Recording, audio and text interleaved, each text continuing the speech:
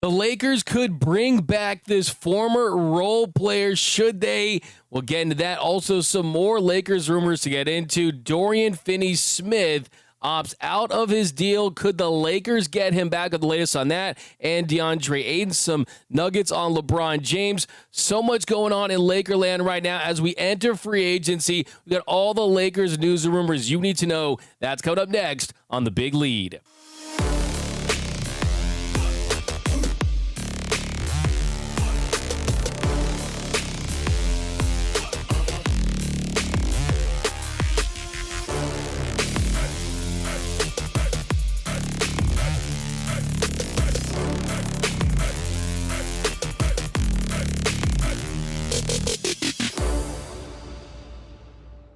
What is up, and welcome to The Big Lead. My name is Doug McKain, credentialed member of the media.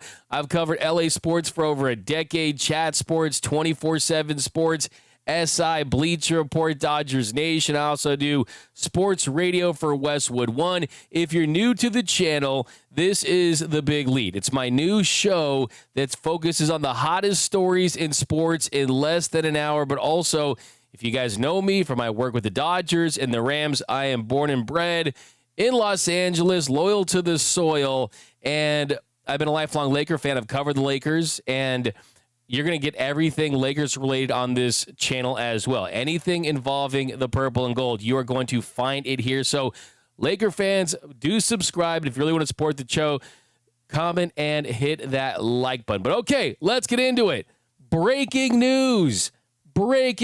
Just seconds ago, I started this show, and then boom, on my phone, I get Shams Charania tweeting out, Jordan Clarkson is finalizing a contract buyout with the Utah Jazz. Sources tell ESPN Clarkson will target contending teams for his new home, with interest from multiple playoff teams already expected. So, old friend Jordan Clarkson. Now, anytime you see a former Laker get bought out, a former Laker hit the market, especially one that was a popular player like Jordan Clarkson, that is going to bring up some debates. You're going to get strong opinions on both sides. Let's look at the player he is right now, though. I mean, first of all, credit to Jordan Clarkson. Jordan Clarkson comes into the league. Not too much was expected out of him. He wasn't this high pick or anything like that. Jordan Clarkson was a Laker via the 46th overall pick. He was a second-round pick in 2014. Ends up with the Lakers with the purple and gold from 2014 to 2018. In that stretch with LA, he played in 273 games, and he averaged 14.3 points per game, 3.3 assists, 3.6 rebounds on a 33.5% shooting from beyond the arc and 42.8% shooting from the field. Now, in his last season with Utah, played in 37 games, averaged 16.2 points per game. Before that, in Utah last season, 17.1, and in 2022 to 2023, his age 30 season was a 20 points per game scorer. He is someone that is offensive minded. You've seen the 3-point attempts go up throughout his career. He's a guy that was shooting 2 attempts per game, then 4, and then has gone up to where he's at 7 to 8 in 2020, 2021. The last year was at 6.3 attempts per game. So he's a guy that's capable of shooting threes. The defense is not where he hangs his hat. That's certainly not where you're going to see the benefit of Jordan Clarkson, but it's pretty interesting. I mean, it truly is. I mean, we'll see. I mean, the Lakers have Dalton Connect, and he can pretty much do the same things, but he has a lot more upside. He's younger. He's under J.J. Redick in this system. So I think that for Jordan Clarkson, could it be an option? Maybe, maybe not. I mean, if he wants contending teams, there's that. But the Lakers are a team where, hey, either it works right away or it doesn't. I mean, I don't think that is something that they're going to kind of kick down the road. But, hey, I mean, he could give you double-digit points off the bench. I hear Lakers fans not wanting him, saying that, okay, the Jordan Clarkson experience ended in 2018. Let's keep it that way. I mean, look, the truth is He's a guy that still gives you some offensive production. I don't think that he's the best option for that, but it really depends on his interest. If he wanted badly to be a Laker again, they have the potential to make something happen if he's cheap, but it's not my top option. It's just an interesting name just because of his history with the Lakers, just because of the position they're in, and we'll see if there's anything that comes out of that. But let's switch gears to the topic that I was going to start with, and that is the Lakers situation with Dorian Finney-Smith. The report today from Dan Wokey of The Athletic is the Lakers are, quote, bracing to lose Dorian Finney-Smith. Lakers insider Dan Wokey, who covers the team, he writes, the Lakers are bracing to lose forward Dorian Finney-Smith in free agency to a multi-year deal with the Houston Rockets, according to team sources. The loss of a valuable wing like Finney-Smith and a beloved teammate of Doncic will create a void on the perimeter, but exit will open up a pathway for the Lakers to be aggressive in targeting the top available centers in free agency. So this is definitely a gut punch. This is a kick to the nuts. Let's just be honest here. Let's just, like I said, my goal here is to be the Keep It 100 Lakers show. Okay, and to keep it a buck with you, this definitely hurts because the Lakers had interest in retaining DFS. That was a part of their plan. And let's just kind of look back on what he did with the Lakers. He was one of the few players that J.J. Redick actually trusted in the postseason. Yes, there were some mixed results at times. It wasn't all sunshine and rainbows with Dorian Finney-Smith with the Lakers, but the fact that he had Redick's trust right off the bat, it says something. And in his time with the Lakers, he played in 43 games, made 20 starts, averaged 28.8 minutes, shot 39.8% from the three-point line, and he shot 44.2% from the field, averaged just 7.9 points per game, 1.4 assists, and 3.6 rebounds. But at his best, look, he is a double-digit type of scorer that can shoot north of 40% from beyond the arc. He's done that throughout his career at times, making a couple threes a game. Not a lot, but still, I mean, he's someone that is capable of doing just that. And then you also factor in the assets that the Lakers gave up to get him, right? He was included in that deal where you had D'Angelo Russell, you had Maxwell Lewis, and that wasn't a loss for those guys, right? You don't hurt for that. But you also included 3 of those second-round picks, and that is the assets that you want to kind of protect and get some return on that. So if you do look at this as, okay, maybe you didn't think that Dorian Finney-Smith was going to be that additive to this roster, that you didn't like what you saw from him in the playoffs. You didn't like what you saw from him in his down moments. Because, yes, there were times where he was streaky. There were times where it looked like that he can't be trusted in certain spots.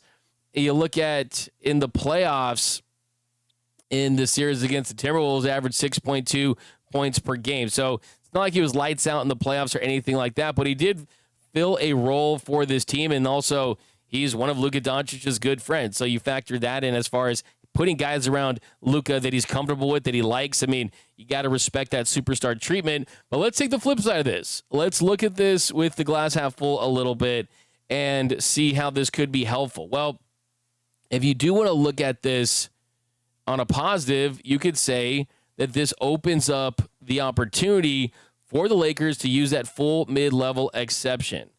And it does make it easier to acquire a center on the open market. And right now, a center is a bigger need for Lakers. I mean, you can't start the season without improving on that position, or this season's going to be absolutely lost before it even begins. So if you want to spin it that way, that makes it the most digestible for this. So, I mean, without him, you're going to have a hole at the wing spot. You're going to have to fill for sure. It would be a better situation if you could have that, and then you don't have to worry about that as much. But, hey, there is now pressure for the Lakers to work on this roster the way they did. And it just kind of makes you wonder. I mean, with Rob Pelinka, there's going to be a big evaluation phase here because we know that he's going to get credit for the Luka Doncic deal, and you're not going to move on from a guy that pulls off something like that because his relationship with Nico Harrison through his days as Kobe Bryant's agent and Nico Harrison's time at Nike, there was that natural connection there that I think ultimately led to a deal, right? There was a famous meeting where they had coffee and that led to a big deal. And like I said in the show, I think Nico Harrison should have been the first GM to win GM of the year for another team because essentially that's how it felt.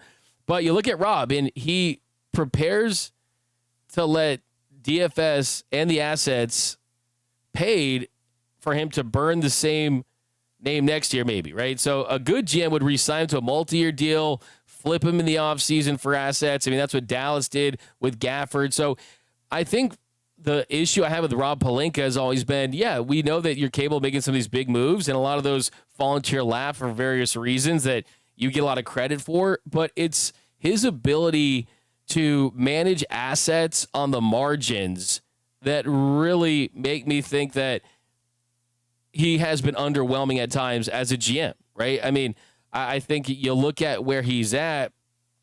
I mean, yes, it's not apples to apples. Gafford is a younger player. He's on the upside. They signed him for 3 reasonable years, and he's very tradable. But even though, I mean, I don't see a reason why you don't extend and you pivot to the next offseason, especially with the goal is to get cap space. I mean, what you're basically doing is you're turning him loose to the conference, and he's going to get picked up. So, yeah, I mean, let's see what he does. I mean, I think there's a lot of pressure on him. I really do. I think when the Lakers traded for Dorian, you gave those 3 seconds. You include that one that was attached to the Jazz, and that was for a chance to compete, right? And you got that chance, and you didn't take advantage of it. And a lot of that had to do with the fact that you had a flawed roster, but you were willing to do anything to get Luka because the idea was he was going to finish his career here, right? That he could be the face of your franchise for 8 to 10, maybe even more years. So when you look at the managing of the resources, look, I mean, second round picks, you can purchase those and you can use those to trade. I mean, the thing is, using second round picks to trade for a 32-year-old role player is not great asset management to begin with because you're not really getting your value back, as opposed to when they got Rui Hachimura, they get what they gave up for him, and then they decide to get him, and he's someone that absolutely has provided some value. So, yeah, let's just see. I mean, they couldn't keep Dorian Finney-Smith, and let's see if they can sign DeAndre Ayton. But Rob said that they're trying to get younger and pursue young players, so maybe you're trying to go in that direction. But let's switch gears here, and let's talk about some more about what we talked about yesterday, and that is the Lakers and possibly signing DeAndre Ayton. Well, there's been some new information that's come out this morning about that and about his plan for his destination. Well, Shams Charania, he reported Ayton, who will turn 27 next month, had $35.6 million left on a contract that was set to expire next summer. Ayton and his representatives approached the Blazers about a buyout and Ayton wanting to play in a winning situation, sources said. So the Lakers, you could certainly say, hey, we're a winning situation, right? We won 50 games last year. You had home court advantage in the first round. You were a top 3 seed in the Western Conference Finals, and now you have a full offseason with what appears to be a revenge bod in better shape version of Luka Doncic. So that first round didn't go as planned, but the question is, are the Lakers a winning situation? Yes. Check. DeAndre Ayton is looking for a winning situation. Check. So if you start right there and go deeper on that, then I think that you have a good jumping off point. So it's tough to say that this is the last chance for DeAndre Ayton to turn his career around because he's 26. But I do think this is his last chance to really take advantage of this opportunity and handpick that organization. And it just so happens that that organization that's in a winning situation is in desperate need of a center where you're going to have a prominent role. So wherever he goes, he's going to have to be at his best if he wants to secure that big contract that he's after. And it really is a perfect situation, I think, for the Lakers. I mean, he's a flawed player, but let's be honest. The dude rolls out of bed, gets a double-double. And if he goes to the Lakers and he's positive, has the right mindset, it's tough to imagine that he's not going to have a better year with the Lakers next year with these incentivized reasons versus last year. So I expect his numbers to go up. I expect him to be on his best frame of mind. And yeah, I'm still all in on the idea of getting Ayton. I think getting Ayton for the Lakers, if the Lakers get DeAndre Ayton, that's the best case scenario for the center position. He's easily the best center on the market right now. You don't have to give up any assets in a trade. The question is, just does he want to play here? Is he willing to take that mid-level exception that we talked about that the Lakers have full use of with DFS doing what he did, opting out? I mean, it's not fun to lose DFS, but he's 32. He's more expendable. If next year you ask me, hey, D-Mac, do you want DFS or DeAndre Ayton? You had to pick one of those two guys? Wouldn't even blink. Wouldn't even take me a second. I will drive DFS to the airport myself and pack his bags. I mean, it's also, too, let's think about this. Ayton's on the same exact timeline as Luka. Those lobs are going to be nice. And trust me, I'm a UCLA guy. I don't like rooting for Arizona Wildcats. But business is business, and this is about getting the Lakers in a much better position to have success. Now, some more updates on this center situation. The word is out. The word is out, and teams know that they are interested in centers. So the Laker tax is real. You're always going to have to give up more, unless it was the Luka deal. But teams, they know they got the Lakers by the balls as far as getting a center. So that's why DeAndre Ayton makes the most sense, is that it's about recruiting him. The Lakers, they need to now go full-blown, hey, we're Duke basketball. You're coming to visit Cameron Indoor Stadium. We're going to show you around, right? North Carolina, John Calipari at Kentucky. All these, they have to be big-time recruiters right now and convince Ayton that the Lakers is the right situation. And I'm very excited to see it. I'm very excited to see about the possibilities with it. And we'll see. Now, the other big topic right now in Lakers land is involving LeBron James. As it always is in the summer, you know it's summertime when it's Ben Simmons workout videos, Lonzo Ball workout videos, and it is LeBron James talk about his future. Well, LeBron James already made it official. He will be exercising his player option for the 2025-2026 season, so he is going to remain a member of the Los Angeles Lakers, at least for the moment. His agent, Rich Paul, released a public statement about LeBron's decision to pick up his player option, and some of the details of that make it very interesting and have some speculating that LeBron could be potentially at least considering the idea of a trade. This is from ESPN. LeBron wants to compete for a championship, his agent Rich Paul said. He knows the Lakers are building for the future. He understands that, but he values a realistic chance of winning it all. We are very appreciative of the partnership that we've had for 8 years with Jeannie and Rob, and consider the Lakers as a critical part of his career. We understand the difficulty in winning now while preparing for the future. We do want to evaluate what's best for LeBron at this stage of his life and career. He wants to make every season he has left count, and the Lakers understand that, are supportive, and want the best for him. So he wants to make every season that he has left count. The Lakers now, of course, it's about Luka Doncic. We're in that era. And, yeah, maybe he does want to go somewhere else. There was talk that LeBron James was having dinner with Kevin Love and his wife, and someone heard him tell Kevin Love and his wife that Savannah wanted him to retire before his 24th season. That's all hearsay. Shout out to #source, the waiter at whatever 5-star restaurant they were at. But this morning, NBA insider Sam Amick, he definitely poured a lot of cold water on this possibility that the Lakers would trade LeBron James. This is from The Athletic. It reads, for LeBron's purposes, the tricky part is that the grass isn't always greener somewhere else, and even if it is, it's not quite as easy to get there as it was so many years ago. While the Lakers aren't title contenders at the moment, as their first-round flameout against the Minnesota Timberwolves made clear, there's reason to believe that a full season with Doncic, James, Austin Reeves, and all the rest of their holdovers will lead to significant growth. Add in that LeBron gets to play another season with his son Bronny, all while living in his preferred location, Los Angeles, and there are all sorts of reasons for him to ride this out with a smile on his face and simply go out how he feels about his hoops future a year from now, especially considering his remarkable legacy is already set in stone. So, all good points. All good points. I mean, you look at where the Lakers are at. I mean, how much does a Dorian Finney-Smith opt-out mean to him, turning down that player option the way he did?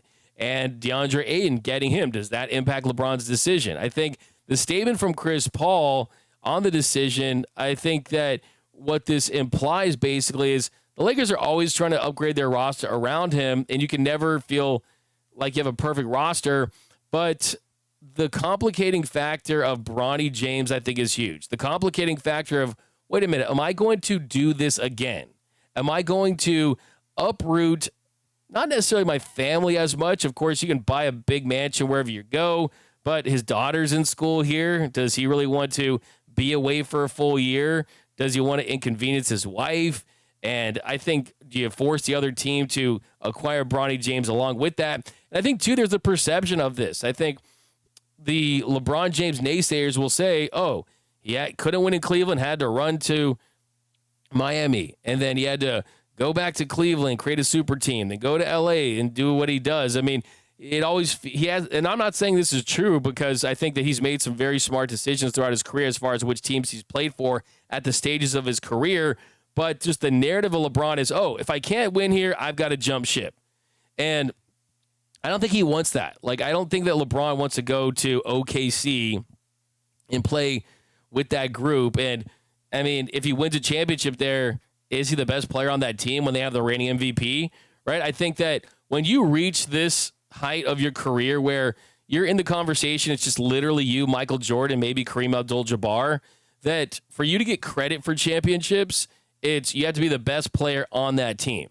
Let's just be completely honest here. You have to be the best player on that team to get the full credit. Now, if LeBron were to win a championship north of 40, even if he was the second best player, if he was a key contributor, I think that that championship would be worth a lot as far as GOAT status and things like that. But I also think, too, that is it really worth it when it's no guarantee, right? And I think, too, there's a brand situation. I mean, do you really want to change your jersey at the very end of your career when you're established here in Los Angeles? It just wouldn't be a happy ending, I think. I mean, for him and the Lakers as far as the fans look at it. So I personally think that LeBron's going to start the season with the Lakers. I don't think they're going to trade him. I don't think he actually wants to get traded.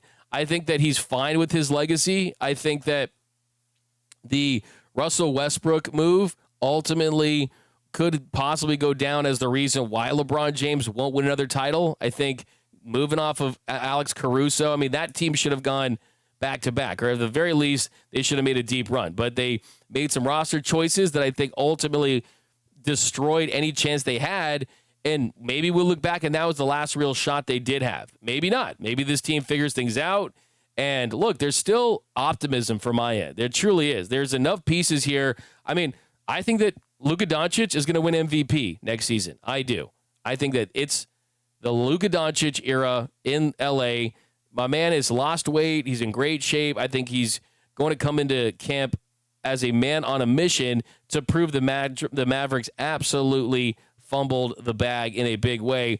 And when you got an MVP on your team, we saw what happened last year, right? If you have an MVP on your team, that usually means that you're finishing first or second in your conference. And yes, it's the Western Conference. It's always going to be difficult, but I still have a lot of faith that this team, you get a couple good moves around the way, you luck out. I mean, if this team was able to luck out and get DeAndre Ayton, just think how pissed the league would be. It would really look like Adam Silver paid for that buyout out of his own pocket to get him to the Lakers to give them a chance. I mean, that's what people are probably going to be using those tinfoil hats to be saying. But that's going to do it for this episode of The Big Lead. We'll have some more Lakers talk later. We'll give you some more content. Anything that breaks with the Lakers, you're going to find it here. We'll do some more about what they did in the draft, too, so be on the lookout for that. But that's going to do it. My name is Doug McKain. You can follow me on X and Instagram at DMAC_LA. If you haven't yet, do me a huge favor. Hit the subscribe button. Hit the notification bell. Hit the like button for your Los Angeles Lakers. And until next time, I'm out.